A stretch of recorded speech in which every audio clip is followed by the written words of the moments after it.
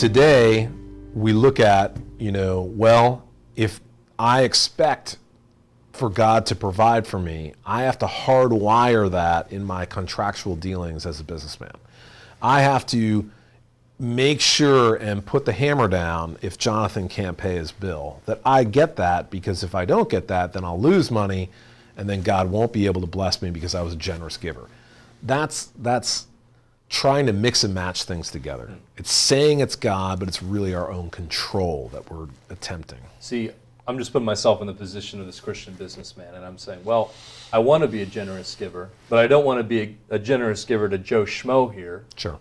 who won't pay me back unless I lock him in this contract. I want to be a generous giver to, so-and-so intergalactic ministries who are doing all these things in Africa and in the States. Sure. And so that's why I've got to lock Joe Schmo here in this hard contract, is because I want to be a generous giver, but not to him. Yeah. I want to be generous somewhere else. So how do you answer that? I mean, the contract's there to protect those orphans. That's where the money's going, not to this guy. Yeah, and that gets back to what we were talking about earlier, which is, what is giving and how does God look at giving? When we're in business, if we're not thinking in giving mode, but instead we're waiting to make our money and then think in giving mode, we're kind of being two different people. But if we're looking at our business dealings as an opportunity to give, just like giving to orphans in Africa, it's okay to give to somebody that I'm working with too. There's one doesn't preclude you're robbing the other. orphans. Well, you have no heart, brother. I see you taking their. I'm just teasing, of course, but how do you answer that? You're just how does that work? Because what it comes down to is back to faith versus fear. Fear would tell us that there's a fixed pie and we have to grab our slice of it. Okay. And if we don't rigidly enforce and contractually enforce our slice of the profit pie, we will get none. That's how the economy works today. But God is a God of faith. He says, trust me, I can also grow something into anything.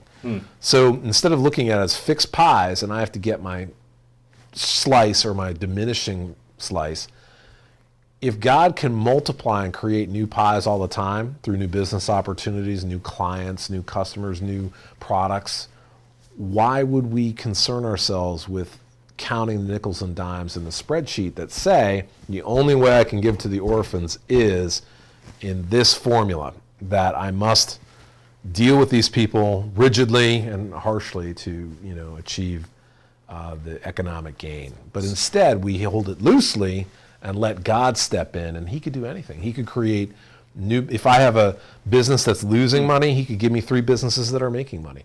If I have a client and one client I break even on, God could give me 3 clients that I make money on. So, we can't, the God factor is not calculable in a spreadsheet, but yet we know that this is the very reason that this earth keeps spinning, right? Is because we trust that God is going to give us the next breath in our lungs. If we trust that God gives us our next heartbeat, why can't we trust him that he could actually do creative things in creating something from nothing, or growing based on our heart attitude, whatever it is that we've set our hand to? So I can lose money to Joe Schmo.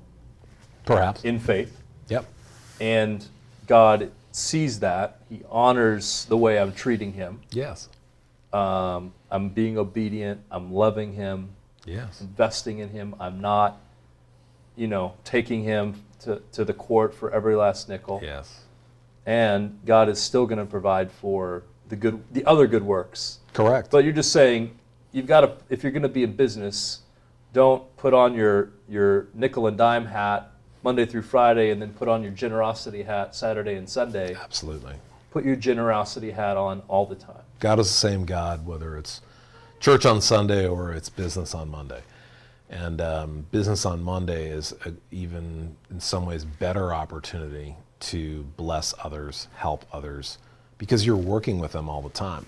Right. You help the orphans in Africa, you might get to take a missions trip or 2 in your lifetime. You're working with your suppliers every day, your clients every day. And are they not going to understand, wow, this is not Jonathan's generosity. This is really the heart of God. This is the heart of God. Yeah. It's really powerful, and it reminds me of Isaiah 58, where it talks about, okay, I'm not looking for religious actions. I'm looking for doing justice. And it talks about all the ways of doing justice, day in, day out with your workers. Yep. You're robbing them. You're driving them hard. All the different things. And so what you're saying is basically, we need to not just do religious stuff. We need to do justice. Exactly. 7 days a week. All the time. All the time. Our heart shouldn't be any different one place of business to the other. And that gets to a point of conformity, or if you want to call it holiness, as I like to talk about. So what is a good definition of holiness? Holiness is when we're set apart and consecrated as the people of God to not conform to the ways of the world. So we're in this very world. Of course we are. Jesus said, you're here and you're going to have trouble, but take heart, I've overcome the world. What he wants us to do is, instead of being changed in the environment we enter into, business environment, he wants us to change the environment we're walking into. If we bring light into a dark area, the darkness must go. We also know that just physically with light, right? Right. It's the same thing in business. If we go in, set apart, consecrated to God, saying, I refuse to operate in this economy of fear and greed, and I will, even to my detriment, even to my death, I will do this because I know it's good and God will take care of the rest. That's being set aside for God. So we're supposed to be out in these commercial areas, but we're not supposed to act in the same manner.